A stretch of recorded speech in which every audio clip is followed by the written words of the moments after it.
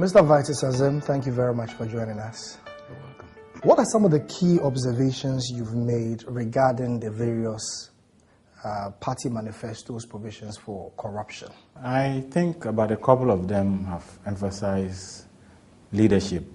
That's incorruptible leadership. I think NPP has emphasized that. Power Quesendum has emphasized incorruptible leadership. But when I'm looking at a manifesto that seeks to deal with corruption, some of the issues that I'm looking for, I could not find them there. For example, the Right to Information Bill has become a topical issue.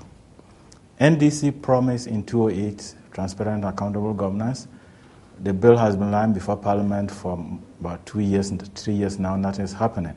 And they come back and say the same thing, that they are going to get it passed. NPP started it in 2003. They have not done it. They are coming back to promise the same thing. So it is a bit difficult to actually believe in some of the things that they are saying. One important thing that no party has also addressed is political party financing, because that is a source of corruption. And no party has talked about it. In fact, I looked at the manifestos, and there was one party that I could not even come across the word corruption in their manifesto. So does it mean they are not committed to fighting corruption, or it just escaped them? So these are some of the issues that I would have expected to see. Some of them have said about the same thing, setting up one important thing is strengthening institutions, which was emphasized at the presidential debate organized by the IEA. All the four political parties at the debate emphasized strengthening institutions. But in the manifestos, not all of them that have emphasized it. I think NPP has emphasized it, NDC has said it, and PNC has said it, but CPP has not talked about it. So that is an issue that we need to look. But then CPP seems to be a bit confused. Because when you are talking about strengthening anti-corruption institutions, Shrike and AYOCO, then in the same vein you say you want to set up an independent anti-corruption agency. It's like a duplication of effort and resources. If you believe in having an independent institution, then you don't need to strengthen the anti-corruption agency. You just take that responsibility away from them.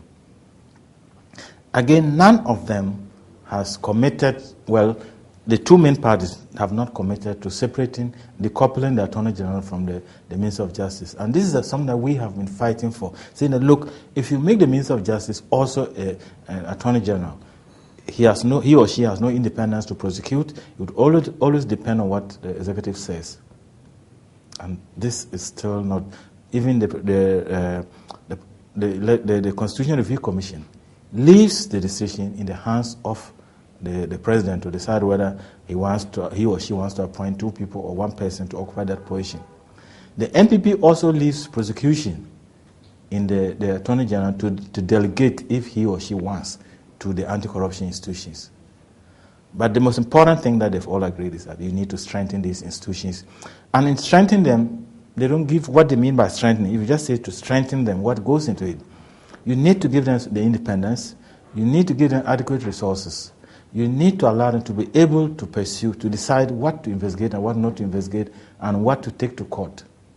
But beyond that, you need to also say what you will do with the findings of their investigations. Because they have a limit where they can go. And if the executive is committed to helping them, they must be ready to go further. Some cases, the executive has to order the investigations or ask for the investigations. And so, like in a manifesto, the specifics are not there. There are no timelines. Of course, they will say this is it's not possible to give these things in a simple manifesto. But then, how do you hold them accountable for what they have promised in the manifesto, for which we have given them our vote? One thing, I talked about political financing. The Constitution requires that they file their returns prior to elections and after elections, including publishing the sources of their funding. They don't do that. And it appears the Electoral Commission is very weak in enforcing that. The normal excuse is that if we do that, no party will survive. And we don't want a two-party system. But Ghanaians approved that constitution. If you insist that they do it, the parties will be compelled to go by it. But otherwise, When a party goes abroad and collects money from certain governments and comes to fund its campaigns, or when a party goes collecting money from state institutions, how do you get to know? So these things are put in the Constitution because they are very important in helping us in the fight against corruption. And these are some of the things that some of them have failed to reflect in their manifestos. One issue that has emerged in the area of corruption in recent times is the suspicion that in certain instances you have official collusion. One of them has been the judgment debt issue, for example. Although there is very little evidence or no evidence at all to support such an assertion, it is widely believed within the public space, and even those within office think that there appears to be some signals that there possibly could have been official collusion in some of these things. Do you get a feeling, or do you get a sense, or have you seen even those manifestos, that the talk about official collusion and corruption is beginning to find the expression in those manifestos, that anyone is working seriously at attending to this problem? I don't think that there is actual serious reference to dealing with this issue. Of course, the NPP has talked a lot about the payment of fraudulent judgment debts. But then when it comes to how to handle it, they don't say much. The NDC has talked about appointing a sole commissioner to investigate the judgment debts and also a commission of inquiry to look at land sales. But these things are not detailed enough, and none of them seems to be looking at the basics, the underlying factors. What gives rise to judgment debts? How do you deal promptly with any judgment debt that arise? For example, people have the perception of official collusion because first you have to study the case and find out whether the fellow has a case or not. If the fellow has a case, you should act promptly to negotiate and come to some settlement without waiting to go to court. Because when it goes to court, it gets out of your hands. You cannot determine how much it will depend on the judge.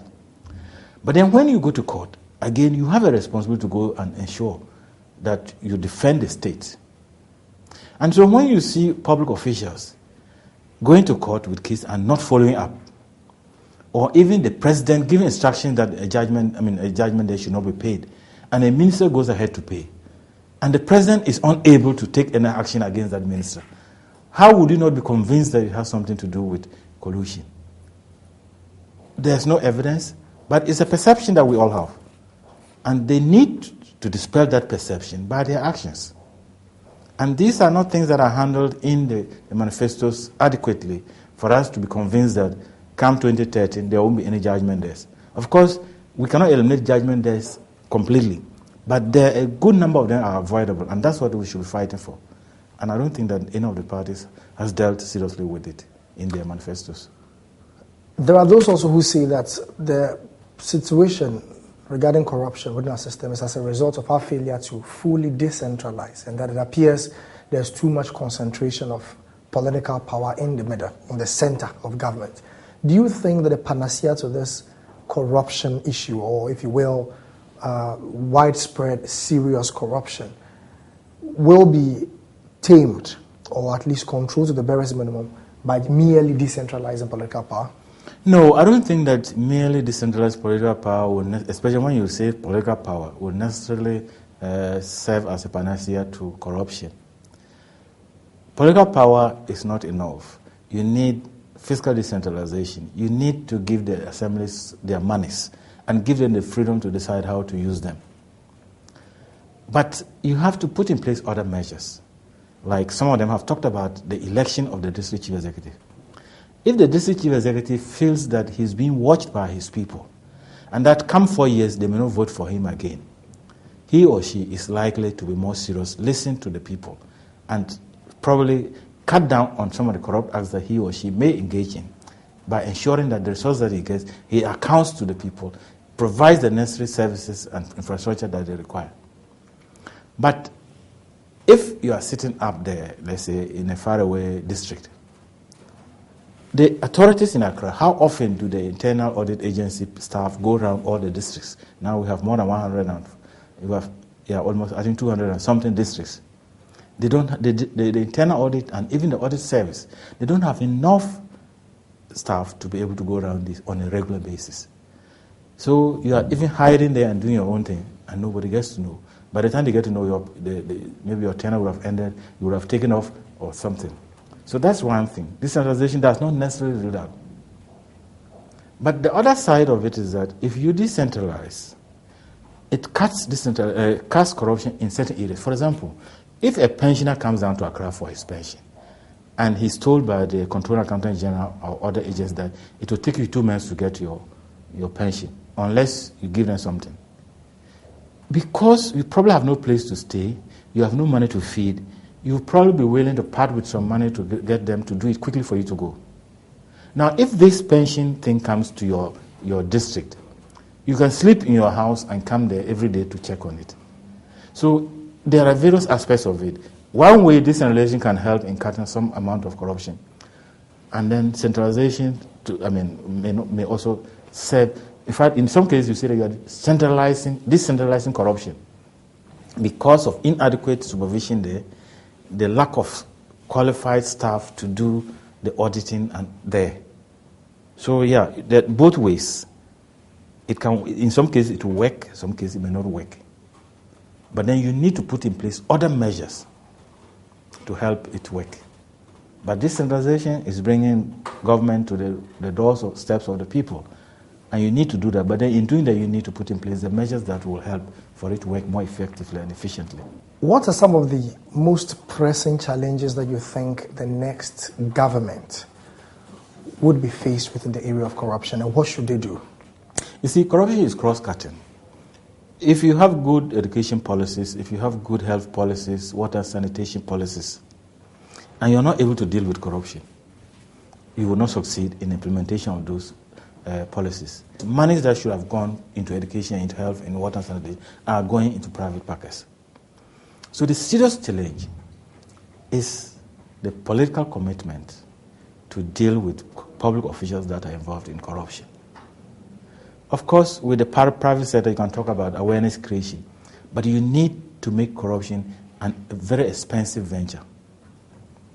If you know that you can be prosecuted, imprisoned, or money is recovered from you, or your house or property seized, you will be reluctant to engage in corruption.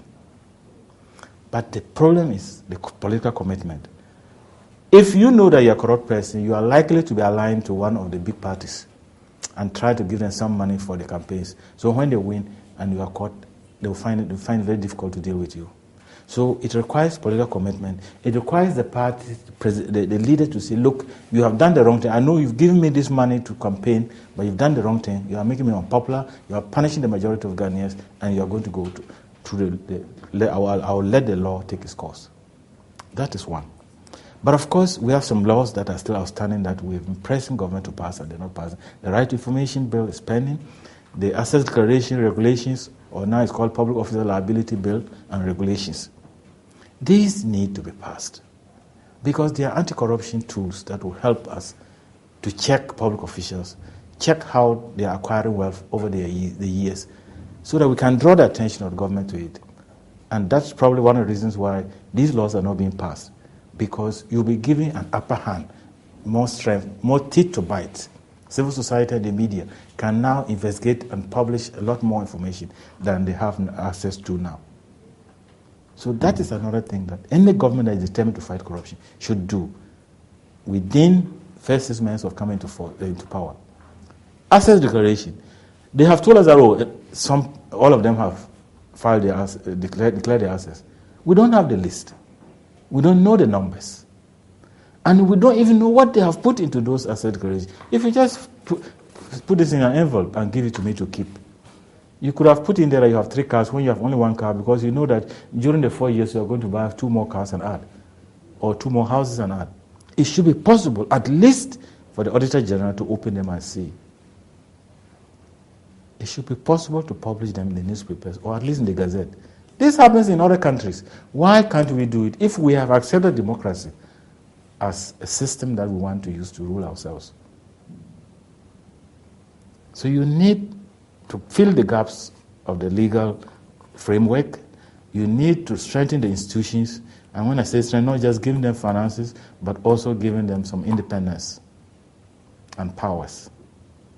And then you need, of course, civil society and the media you need to be willing to work with civil society and the media to fight corruption. When the political parties talk about strengthening the institutions that fight corruption, does any of the manifestos spell out in specific terms what they are going to do? I mean, beyond the usual giving security of tenure and improving the remuneration of officials who work in those institutions, do they spell out specific, clear-cut terms on how they're going to achieve that? In fact, no party even talks about security of tenure. They talks about giving additional funding, increasing confidence in the institutions. And the NPP has talked about creating a new anti-corruption agency. But these are not specifics. And as I've said about creating another one, yeah, you can create, but then you have to take away the responsibilities from the others and strengthen them. So there's still this problem. The specifics are not there. And I don't know whether there's any source where you can get those specifics. Because it's like a budget, you come in and say, this is what we want to do, and people ask, what are the details? And if you don't provide the details, how can the electorate hold you accountable for not meeting them? For example, NDC has said they will work with Parliament to get the Right to Information Bill passed. They have been working with Parliament for the past 3 years and they haven't passed it. What is the guarantee that they will be able to get Parliament to pass it? But we all know that for some time now, the ruling party has always had majority in Parliament. And that there were bills that were rushed through Parliament without any problem. So if they believe strongly in the Right to Information Bill or Freedom of Information Bill, why can't they get Parliament to pass it? Look at this end of service benefits. It went through. The salaries have gone through without any debate in the public domain. If it's easy to get those things passed, and if these are people that we've elected to represent us and they think of us, why can't they pass these more important laws that we think about? As for salaries, it benefits the individuals. But these laws will benefit the entire nation. Why can't we get them through? Why can't Parliament, especially when about half of the ruling government's parliamentarians are ministers of state who sit at cabinet level to approve some of these bills, why can't they get passed in Parliament? In your experience with fighting corruption and reporting on corruption issues, if you were to score the various political manifestos on corruption on a scale of 0 to 10, what scores would you allocate to the various manifestos with respect to their seriousness, clarity of policy in dealing with the issue of corruption? You see, this is a very difficult question because these are just papers that people have written. Somebody could have maybe hired me to prepare that thing for him or her. It does not actually say what I would actually do when I win power. But if you are just looking at the papers, I think the PPP has demonstrated that it has seriousness to fight corruption, and he's even already acting like saying that he will file his returns, tax returns, and declare his assets publicly. NPP has talked about the establishment of the independent commission. In fact, it has been an issue that we've been discussing for some time now. Some people were saying that, look, just strengthen Shrike and you'll be able to do the work. Others are saying that the Strike already has a threefold mandate and they are not able to live up to that mandate. So take the anti-corruption aspect from them and establish a new body and give them the necessary resources to work. In some countries we have that, Malaysia and other countries. So that is another indication of a commitment if they will really go ahead and do it. So, you see, I don't want to actually give scores, but I think these are two indications that if they are able, if they're serious about doing this. But on the overall, do you get a sense that the various anti-corruption initiatives that have been proposed in the manifestos across board by the political parties sufficiently speak to the real challenges that we have on the ground? No, I don't think they sufficiently. They address certain parts. See, one may address one aspect of this, and another will address another aspect of it. But if there was a party that brought all these things together, to come out with specific initiatives, it will be a perfect one. Because you can pick the good ones from all the 5 manifestos that I've looked at, and it will be good. But none of them is all-embracing. None of them adopts a holistic approach that would actually succeed in eliminating corruption if that party wins power tomorrow. Finally, do you get a feeling that perhaps the inertia that comes with drastically proposing policies that would effectively tackle corruption in themselves could be detrimental to the parties that may propose them, because our politics perhaps thrives largely on some of the loose legislation that goes with fighting corruption? Do you get that sense when you read through the manifesto? Our democracy has been monetized. You need money to be able to contest and win elections. And not everybody can get the money legally. Even those who have gotten the money legally will need additional money to outdo the other parties and win. So you are tempted to engage in corrupt acts. And because you are tempted to engage in corrupt acts, you are afraid that if you allow the appropriate laws to be put in place, one day you or your supporters will be caught. And so you tend to frustrate the efforts to enact very strong laws that can fight corruption. So it's like, it keeps going around like that. And that's the problem. That's the inertia. For example, what reason would you give for not wanting to have a right to information bill law passed? It helps you, for us to know what you're actually doing, the problems you are facing, the efforts you have made in the past 3-4 years. You don't even need a political platform to come and tell us. When we already have been reading the newspapers, you spend this money for this value of money, you got value of money for putting up this hospital. Mr. Vitus Azeem, thank you very much for speaking to us. You're welcome.